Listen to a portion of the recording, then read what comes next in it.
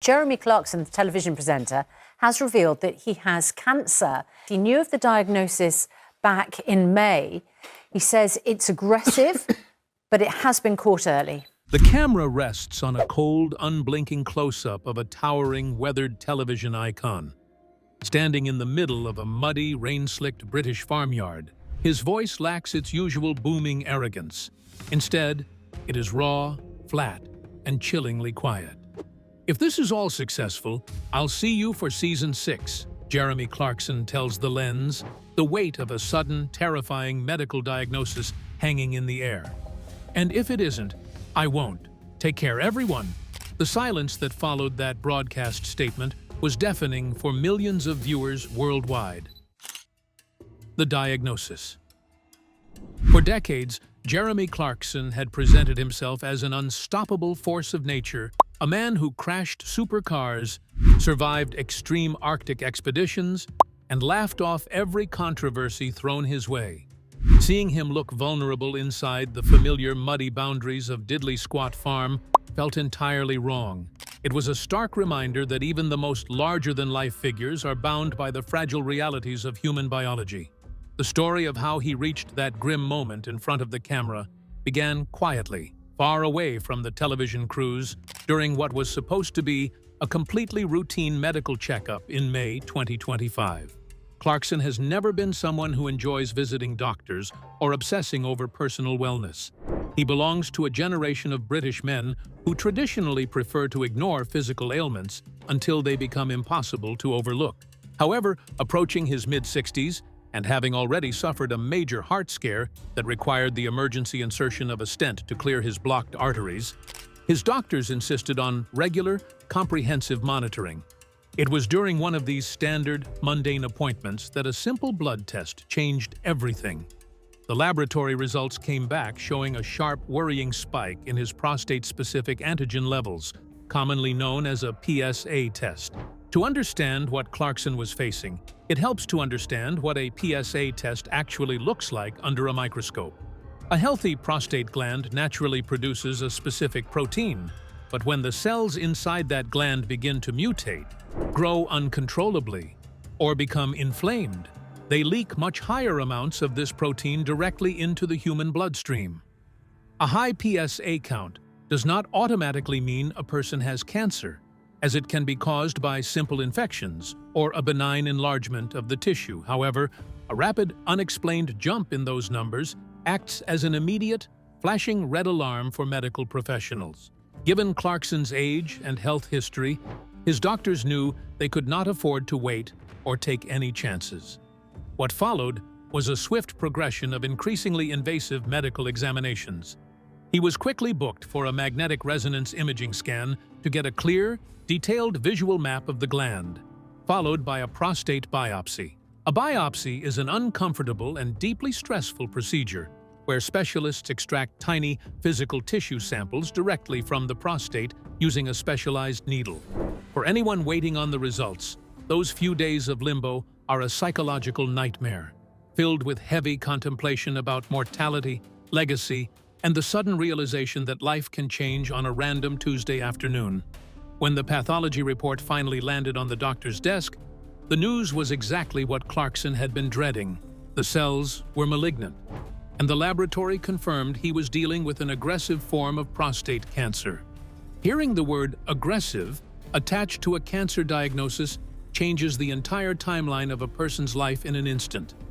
It means the tumor cells are dividing and multiplying at a rapid pace, and if left untreated, they possess the dangerous capability to break away from the primary site and spread into surrounding lymph nodes, bones, or other vital organs. Had this been a slow-growing variation, his medical team might have opted for active surveillance, a strategy of watching and waiting.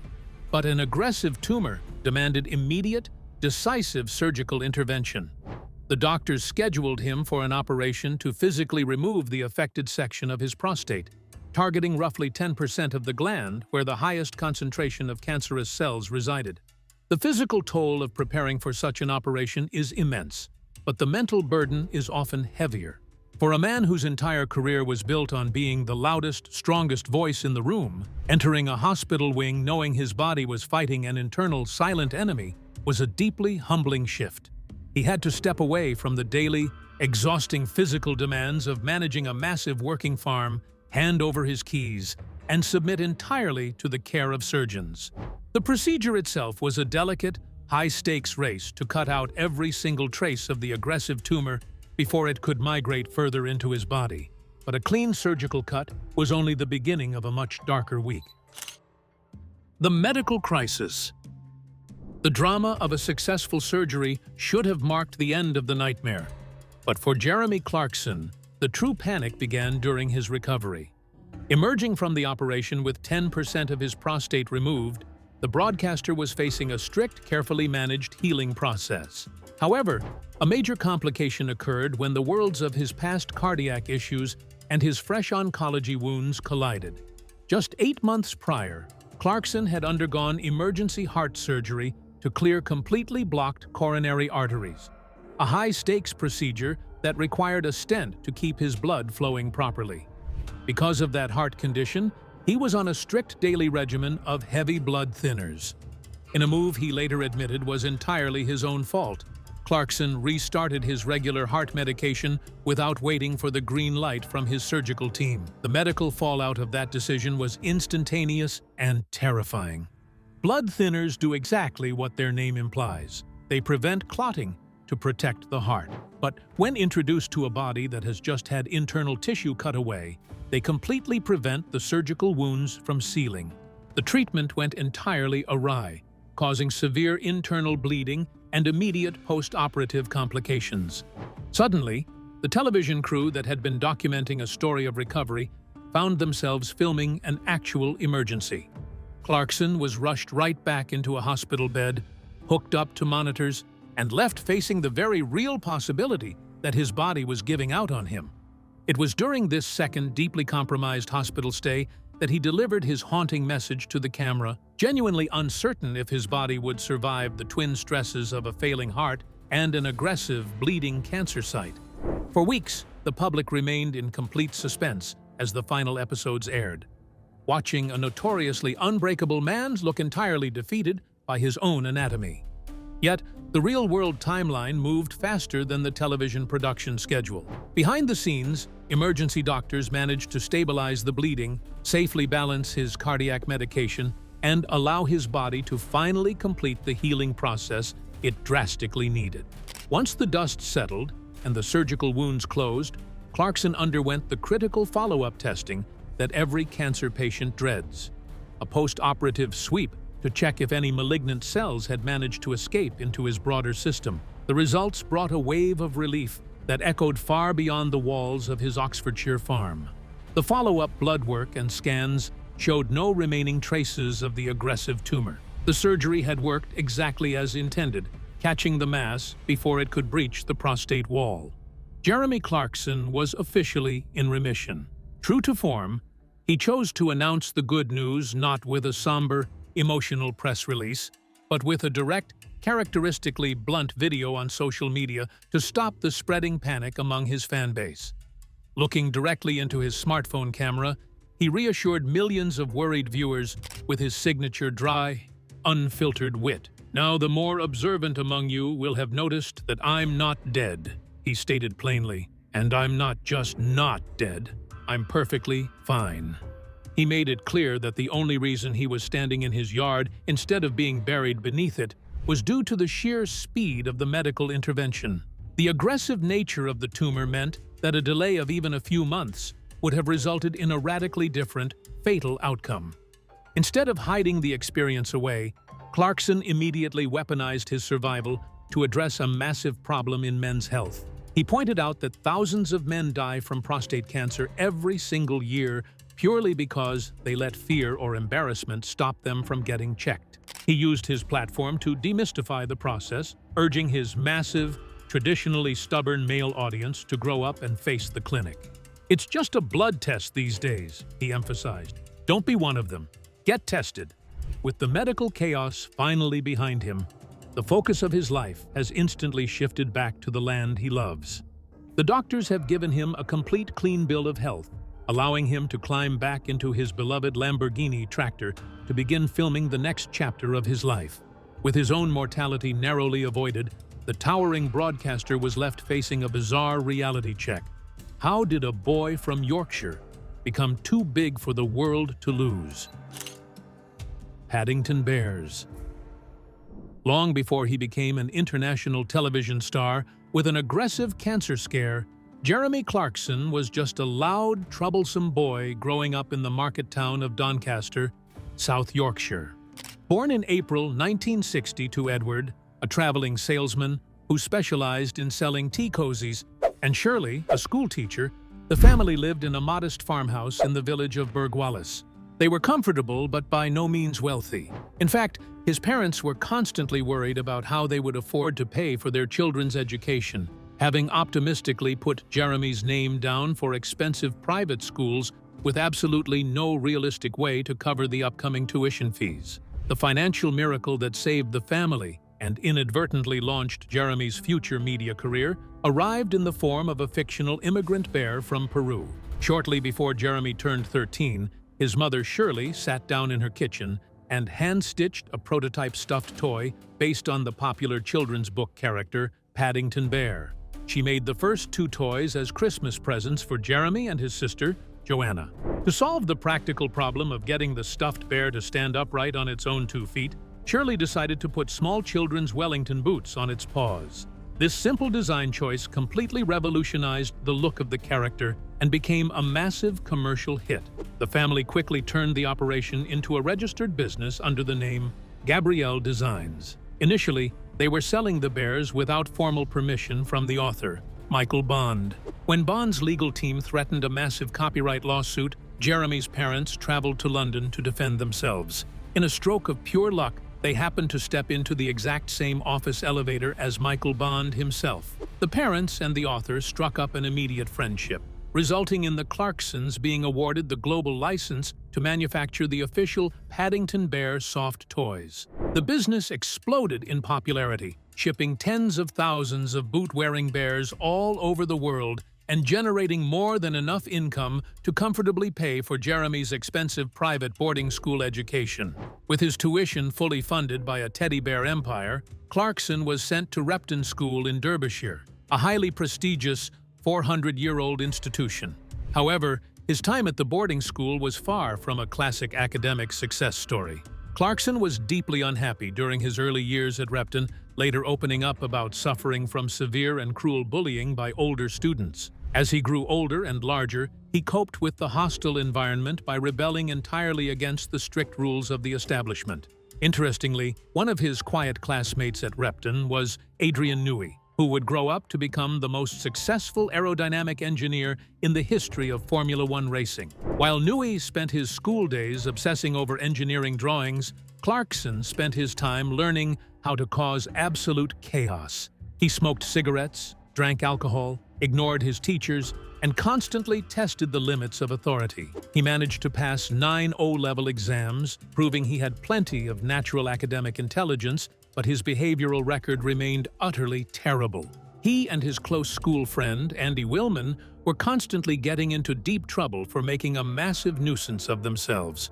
Just 10 weeks before he was scheduled to sit for his final A-level examinations, the headmaster officially lost patience and expelled Clarkson from Repton School. Left with no qualifications and kicked out of school, he returned to Yorkshire to work as a traveling salesman for his parents' company, driving around the north of England, trying to sell Paddington Bears to local toy shops. But his true calling was always writing and talking. He managed to land a trainee journalist position with the Rotherham Advertiser, where he learned the foundational ropes of media, investigative reporting, and how to structure a compelling, punchy sentence. He eventually formed the Motoring Press Agency in 1984, writing sharp, funny, and incredibly opinionated car reviews for local newspapers. Local newspapers, however, were far too small to contain a man who measured his life in horsepower. The Top Gear Revolution. By the late 80s, Jeremy Clarkson had established a steady, respectable reputation within the niche world of northern automotive journalism. He had transitioned his print column success into a presentation spot on the original incarnation of Top Gear, a traditional, consumer-focused BBC magazine program that had been running since 1977.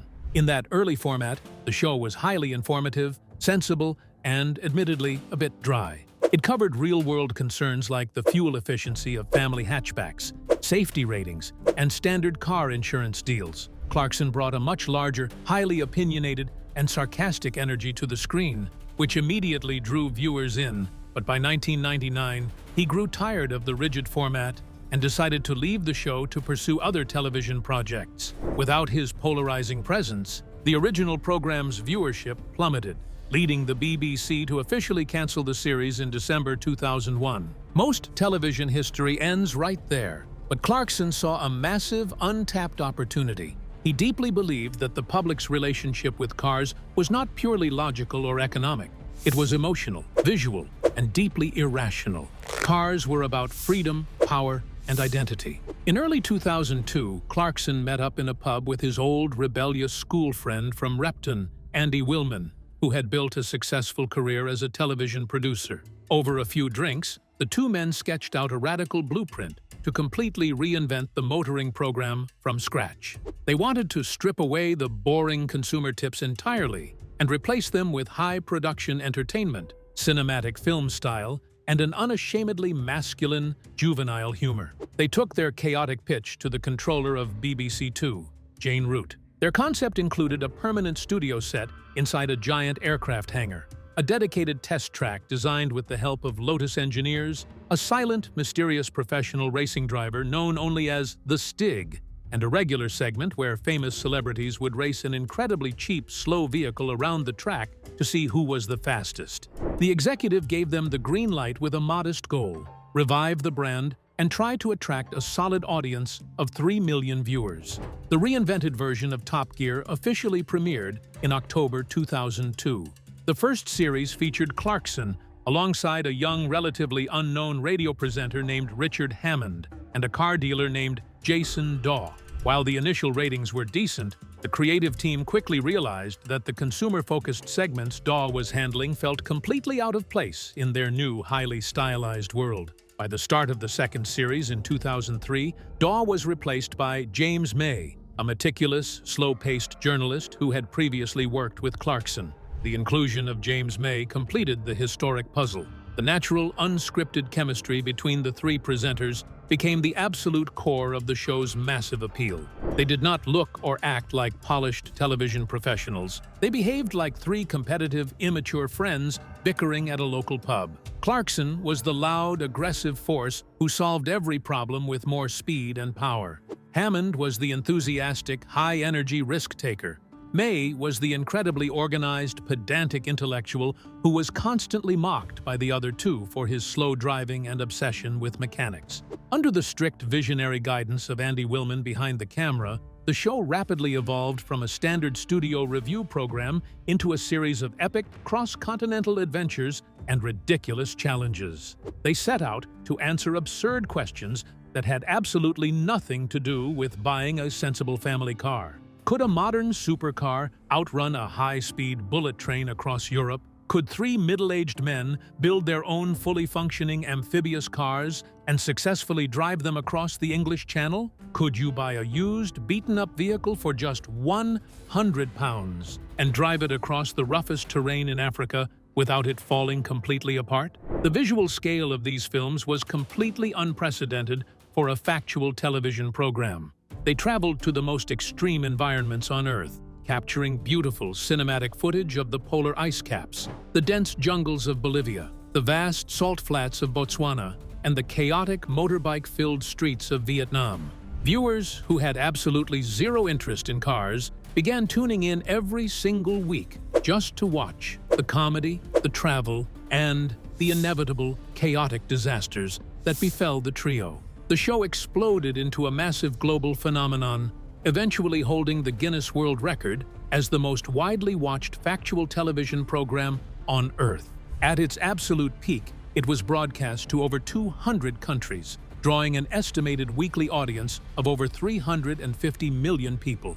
It generated hundreds of millions of pounds in merchandise, live stadium tours, and international magazine sales, turning its 3 hosts into global superstars. Jeremy Clarkson was no longer just a local print journalist from South Yorkshire. He was the face of an international media empire. Yet, building a global empire on a foundation of unscripted chaos meant that, eventually, something was bound to explode. The infamous BBC exit and the Grand Tour.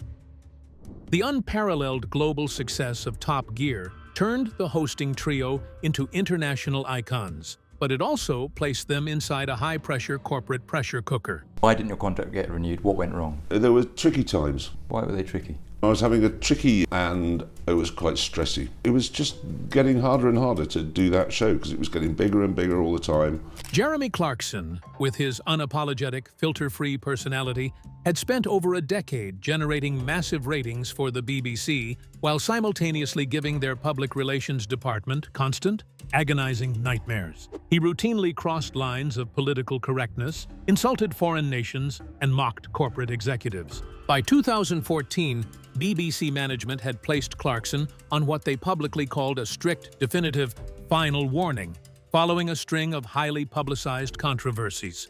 The stage was set for a massive collapse, and the spark that finally blew up his career at the network happened on a freezing cold night in March 2015 during a location shoot in North Yorkshire.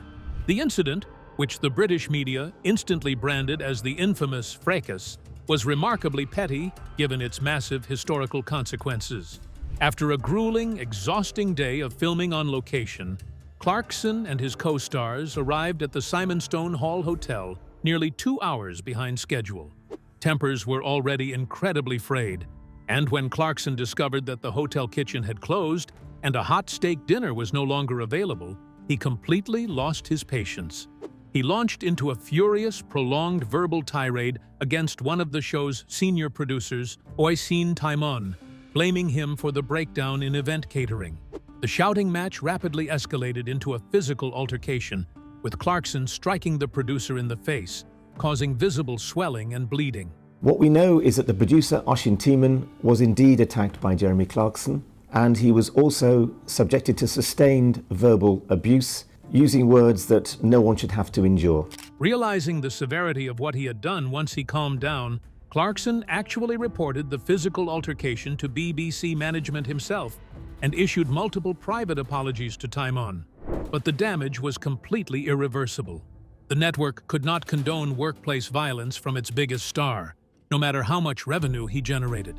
Director General Tony Hall made the historic announcement that the BBC would not be renewing Clarkson's contract, stating plainly that a clear line had been crossed. The network attempted to keep the Top Gear brand alive with a revolving door of new celebrity hosts, but without its core creative engine, the program's massive viewership plummeted, eventually leading to its permanent hiatus. The corporate exit should have been a fatal blow to Clarkson's career, but it instantly triggered an unprecedented corporate bidding war. Jeff Bezos and the executives at Amazon Prime Video recognized that the true value of the franchise did not belong to the BBC brand, it belonged entirely to the chemistry between the 3 presenters. In a massive display of financial power, Amazon offered Clarkson, Richard Hammond, James May, and producer Andy Willman a historic multi-million-dollar deal to jump ship and create an entirely new, unconstrained automotive series for their global streaming platform. This new venture was launched under the title The Grand Tour in late 2016. Armed with a staggering Hollywood-level production budget that reportedly exceeded $4 million per individual episode, the team abandoned the fixed studio hangar model for their first season. Instead, they traveled the globe with a massive luxury tent that served as a mobile studio, pitching it in diverse locations from the deserts of California to the coast of South Africa. The show took the classic elements that had made them famous and amplified them to an extreme degree. The opening sequence of the very first episode featured a massive Mad Max-style vehicle procession through the desert, costing millions of dollars just for a few minutes of screen time. For nearly a decade, the Grand Tour allowed the trio to push the absolute limits of automotive entertainment, transitioning over time from standard car reviews into massive feature-length global specials. They drove classic sports cars across the treacherous mountain passes of Central Europe, crossed the unforgiving Sahara Desert in modified convertibles, and battled extreme weather conditions across the wild landscapes of Scandinavia. The historic journey finally reached its emotional conclusion in September 2024 with their ultimate special episode, fittingly titled One for the Road. Filmed across the stunning, rugged terrain of Zimbabwe, the final film saw the aging presenters cross the country in 3 classic cars that they had always dreamed of driving. It was a deliberate, nostalgic farewell that marked the official end of their historic 22-year television partnership. But after driving hypercars across the world's most dangerous terrain for 30 years, his ultimate challenge turned out to be a patch of mud in Oxfordshire. The Great British Reinvention. The transition from the global, high-octane asphalt of the Grand Tour to the waterlogged, unpredictable soil of Oxfordshire is perhaps the most surprising chapter in the entire history of modern television. When Jeremy Clarkson bought a 1,000-acre plot of land in 2008, he initially did what any wealthy, busy broadcaster would do. He hired a local villager to handle the actual physical labor while he spent his time traveling the world. But when that local farmer retired in 2019, Clarkson made a decision that many assumed was merely a passing whim. He decided that he would step into the boots himself and attempt to run the entire agricultural operation completely on his own.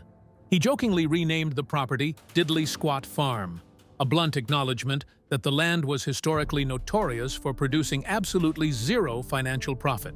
What was originally intended to be a lighthearted, comedic reality show about an out-of-touch celebrity failing to reverse a giant Lamborghini tractor instantly mutated into something far deeper and infinitely more meaningful. Clarkson's Farm premiered on Amazon Prime Video in 2021 and immediately captured the cultural zeitgeist. The true genius of the show did not lie in Clarkson pretending to be an expert. Instead, it relied entirely on his complete and total incompetence. He was surrounded by a cast of genuine, deeply authentic local agricultural figures who had absolutely no interest in his international television fame. Viewers fell in love with Caleb Cooper, a young, fiercely hardworking contractor who routinely scolded Clarkson like a misbehaving child whenever he ruined a field of wheat. They respected Charlie Ireland, the incredibly calm, professional land agent who was constantly forced to deliver grim news regarding absurd government regulations, bad weather forecasts, and collapsing market prices. Alongside his longtime partner, Lisa Hogan, who took over the chaotic management of the popular Diddley Squat Farm shop, Clarkson became the ultimate proxy for the audience, learning the brutal realities of modern food production the hard way. Clarkson used his massive platform to show exactly how devastating a bad harvest could be for an average family business. He highlighted the crushing weight of red tape, the unpredictable horrors of livestock diseases, and the absolute financial insanity of a profession where a man can work 18 hours a day for an entire calendar year only to end up losing thousands of pounds. For the first time in his long, highly divisive career, Clarkson was no longer seen as a provocative, controversial petrolhead. He had accidentally transformed into the most powerful, influential advocate for the working British farmer.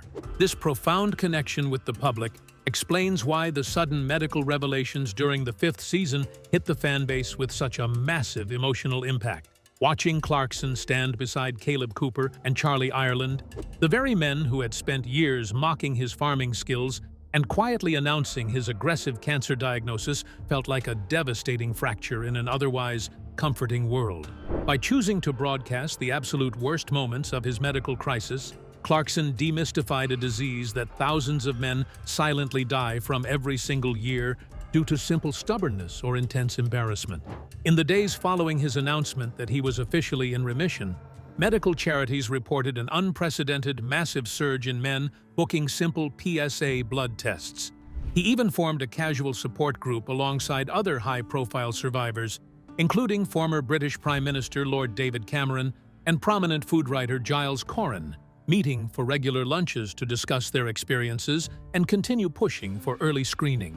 Clarkson has spent his entire adult life moving at absolute maximum speed, constantly pushing engines, television networks, and public patience to their absolute breaking points.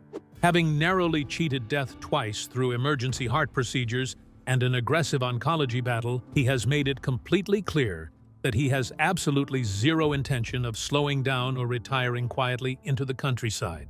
He considers himself, without a single doubt, the absolute luckiest man alive. With his health fully restored, his tumor gone, and his body firmly back in remission, he has already climbed right back into the driver's seat of his tractor, with production on the highly anticipated 6th season of the show. He is still loud, he is still incredibly stubborn, and he is still very much alive. If you liked this video, hit that subscribe button for more similar stories.